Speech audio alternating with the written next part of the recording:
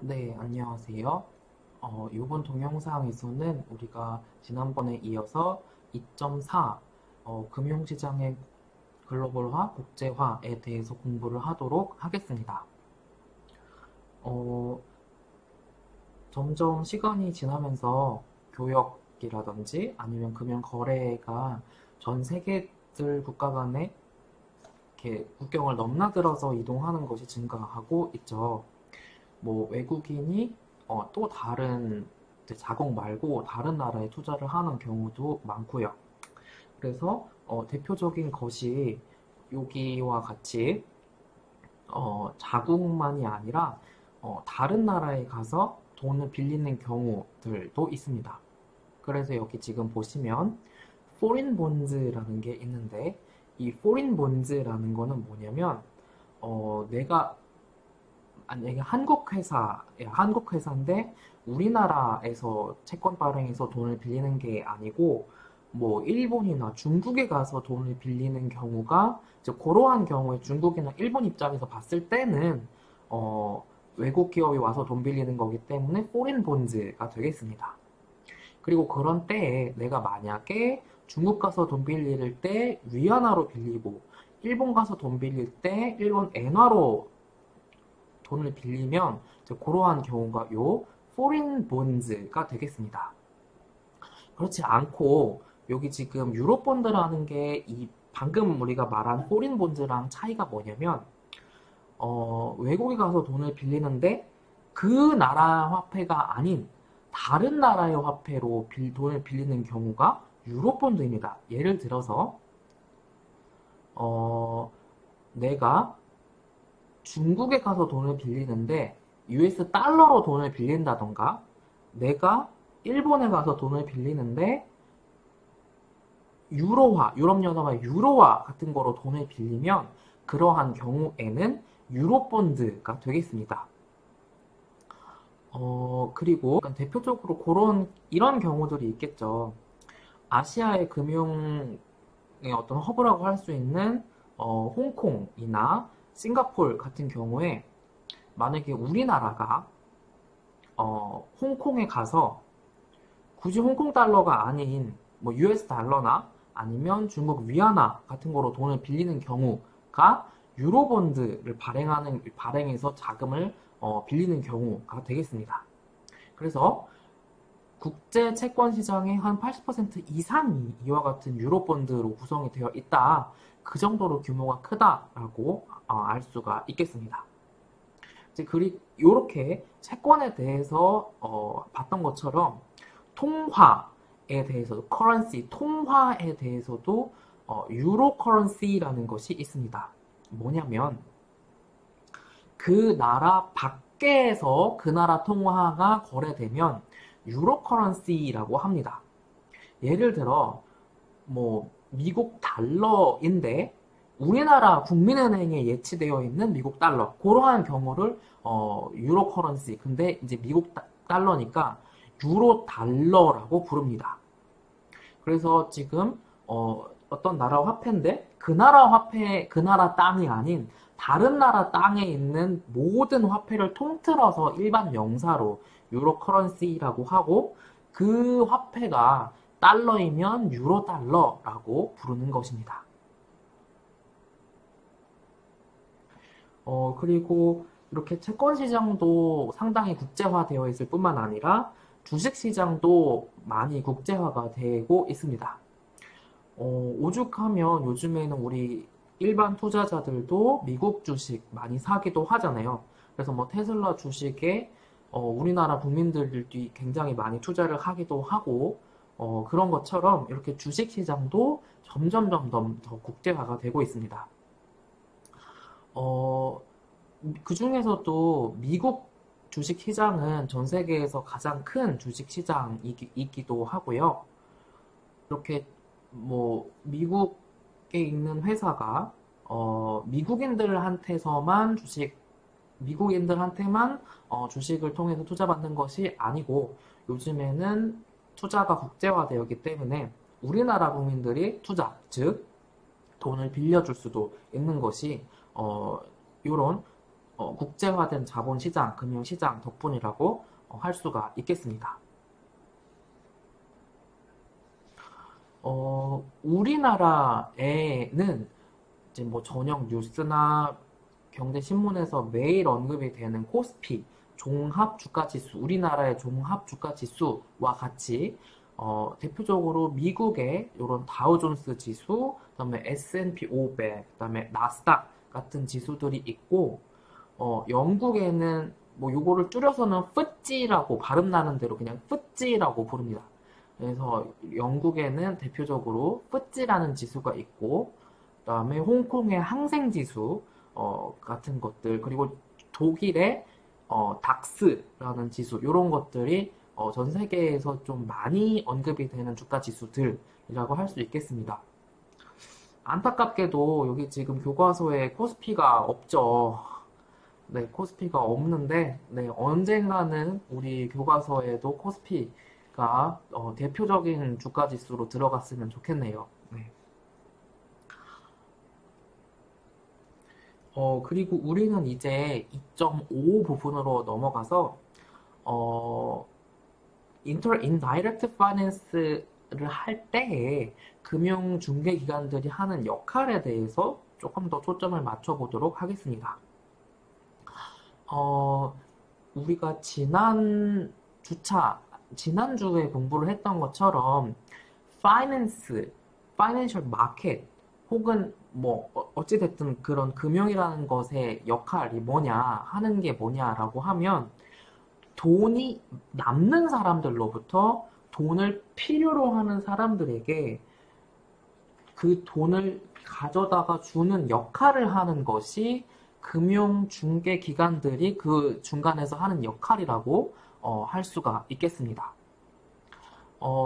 그래서 이와 같은 금융중개기관들이 인다이렉트 파이낸스 시장에서 굉장히 중요한 역할을 하고 있는 거고,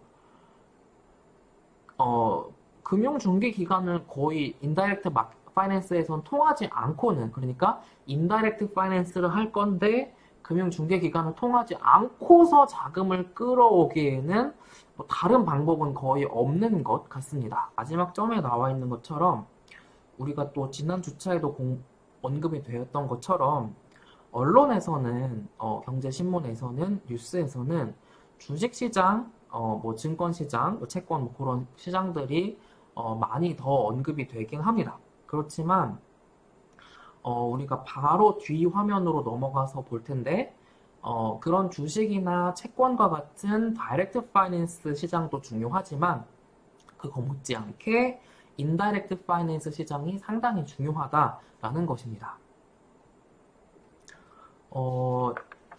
그 교과서에 글로벌이라고 이렇게 제목에 달려서 나와 있는 박스를 통해서 왜 그런지 한번 살펴보도록 하겠습니다.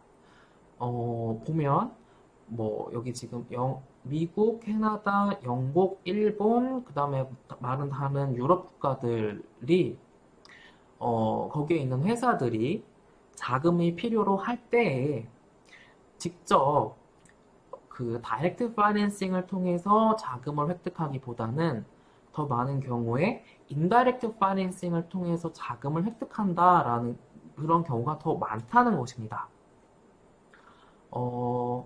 그래서 대표적인 예로 들어서 독일과 일본의 경우에는 그런 인다이렉트 파이낸스 시장이 다이렉트 파이낸스 시장보다 약 10배나 크다라는 것입니다. 물론 이렇게 인다이렉트 파이낸스가 중요한 역할을 하는 나라도 있는데 또 그에 못지 않게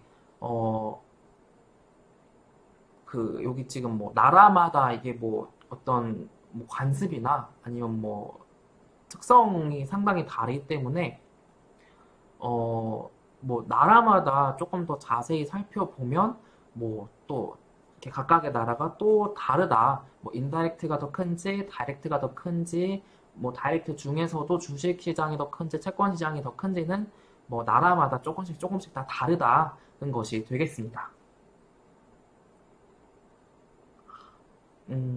그리고 이제 금융기관들을 언급을 할 때 항상 언급이 되는 것이 바로 이 트랜잭션 코스트입니다.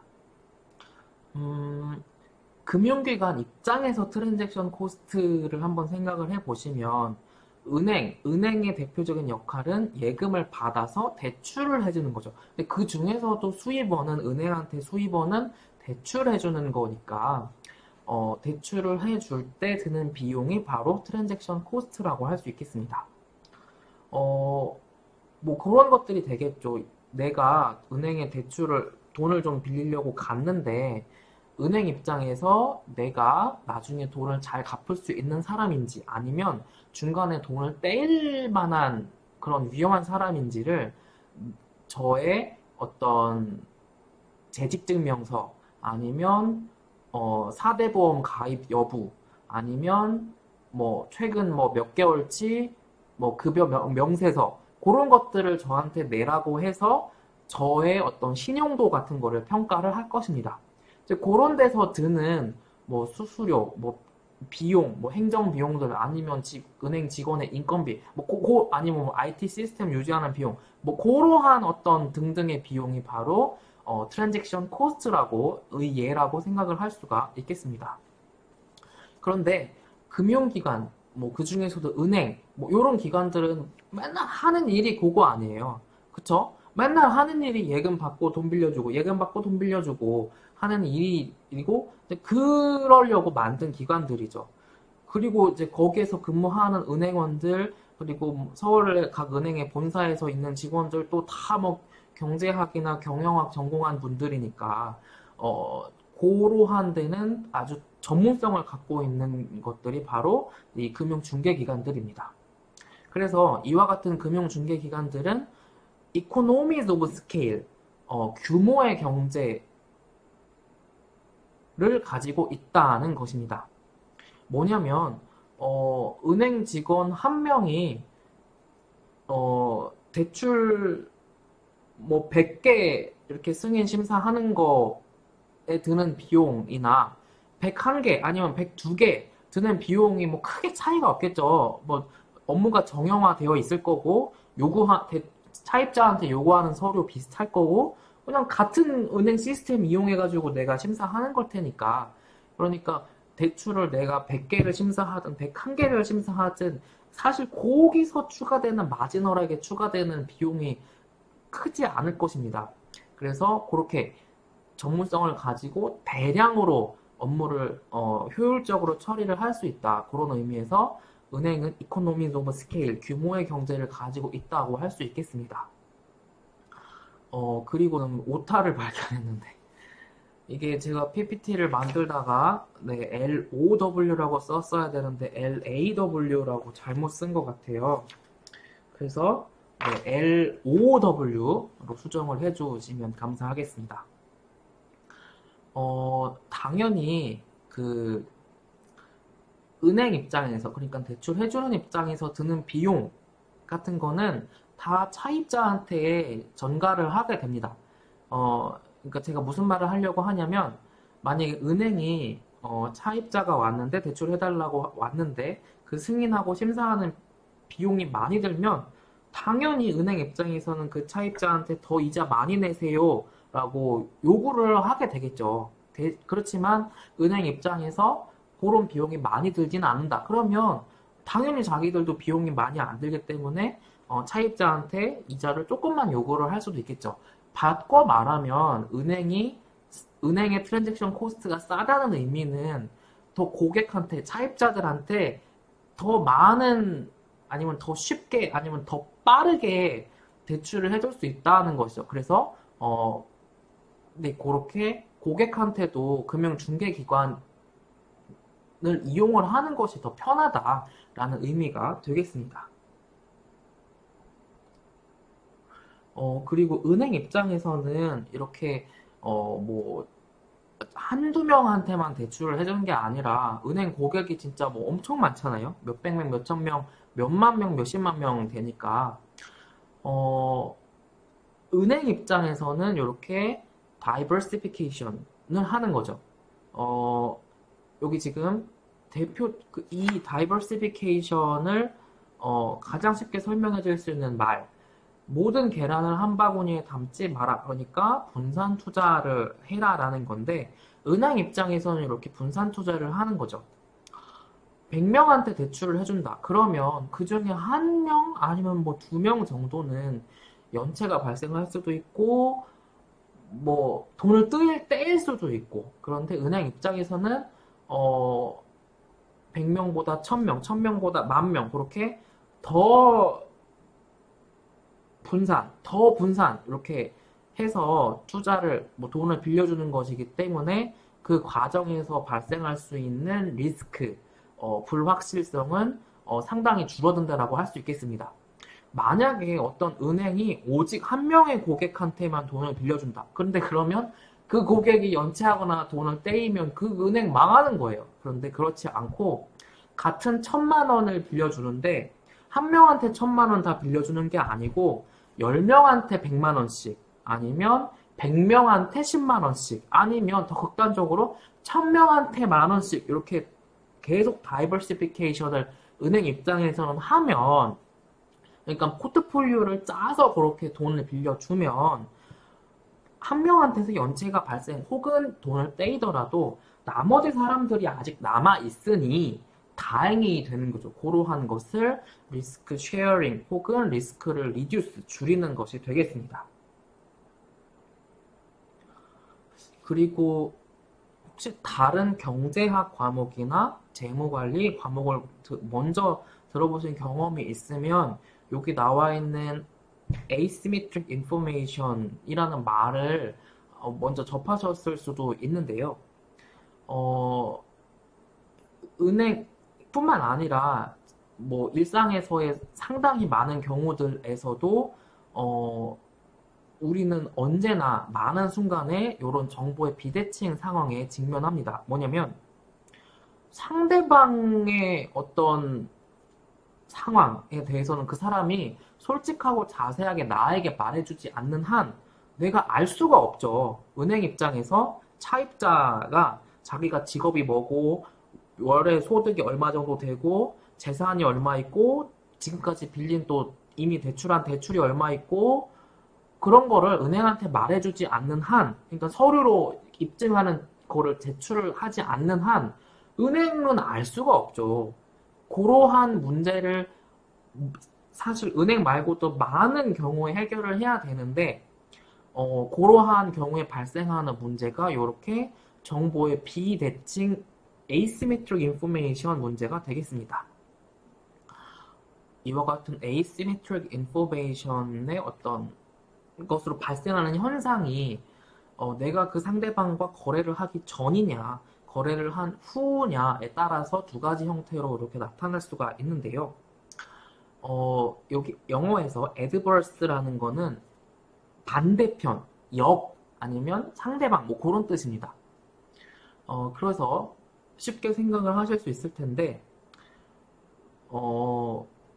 은행 입장에서 차입자 2명이 내 앞에 돈 빌리겠다고 왔다. 그런데 그 2명이 다 나에게 본인들의 어떤 재무정보, 경제적 상황에 대해서 자세히 설명하지 않았다. 그러면 은행 입장에서는 은행한테 도움이 되는 좋은 차입자, 그러니까 돈 잘 갚을 수 있는 사람을 선택을 해야 되는데 정보가 없으니 그러지 않고 나쁜 차입자, 그러니까 돈을 떼일 수 있는 위험이 있는 차입자에게만 돈을 빌려주는 선택을 할 수도 있죠. 그래서 그러한 선택을 adverse selection, 국문 번역으로 역선택이라고 합니다. 그러니까 좋은 선택을 했어야 되는데 asymmetric information 때문에 역선택을 할 수밖에 없게 되는 거죠. 그리고 상대방과 거래를 한 이후에는 모럴 하자드, 도덕적 해이가 발생을 할 수도 있습니다. 뭐냐면 돈을 빌려간 사람 입장에서 에이 모르겠다 배째라 나는 오늘만 사는 사람이고 나한테 내일은 없다. 그러면 은행한테 돈을 안 갚을 수도 있겠죠. 그래서 그러한 현상이 이제 거래를 하고 난 이후에 나타나는 현상이 asymmetric information의 현상으로 moral hazard, 도덕적 해이가 되겠습니다.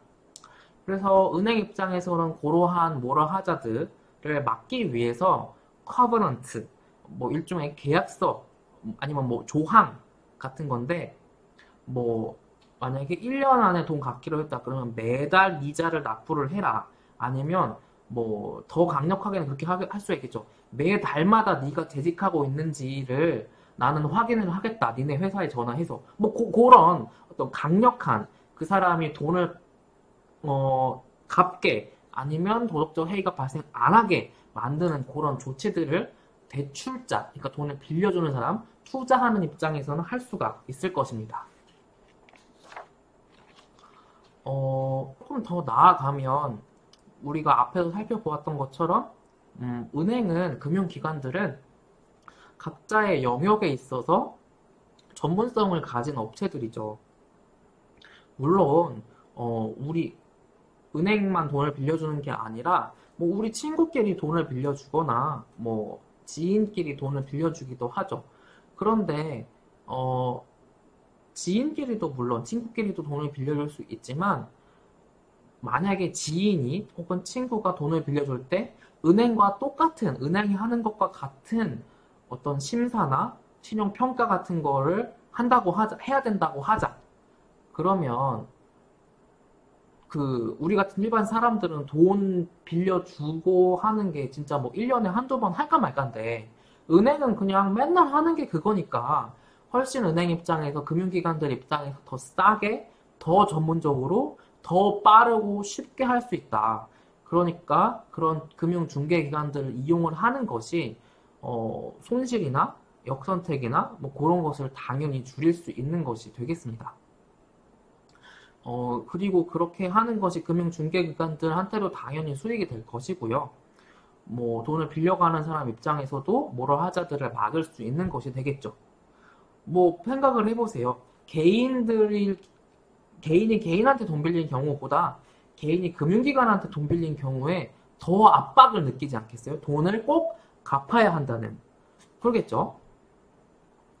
그래서 결론은 금융중개기관들은 돈이 있는 사람들로부터 돈을 필요로 하는 사람들에게 중개를 해주는, 돈을 이렇게 연결시켜주는 역할을 하는 거고, 그와 같은 인다이렉트 파이낸싱 시장에서 금융중개기관은 이렇게 이 영역에 있어서의 전문성, 효율성, 어떤 이미 시설 투자 다 했죠. 그런 곳에 있어서 상당한 강점을 갖고 있다라는 것이 되겠습니다.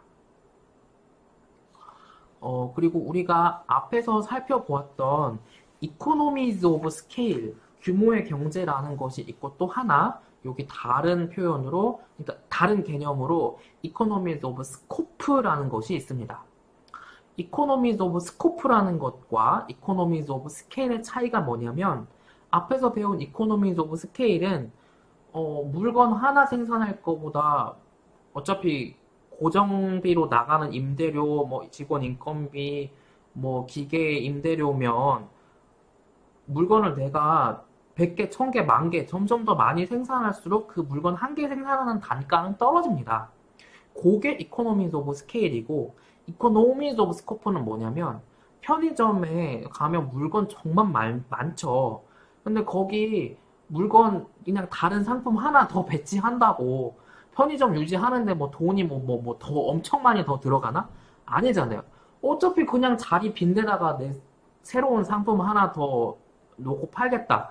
이제 그런 거는 굉장히 이제 하나 추가하는데 비용이 덜 들어가죠. 뭐 백화점도 마찬가지. 뭐 그런 게 되겠습니다. 마트나 백화점.